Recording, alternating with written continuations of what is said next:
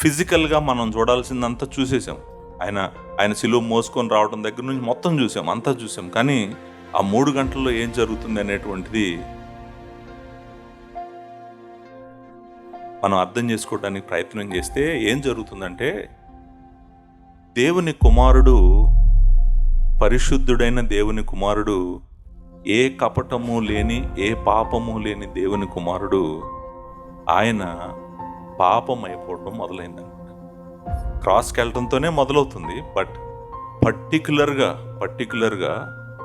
దేవుడు అందరి పాపములను ఆయన మీద వేయటం మొదలుపెట్టాడు.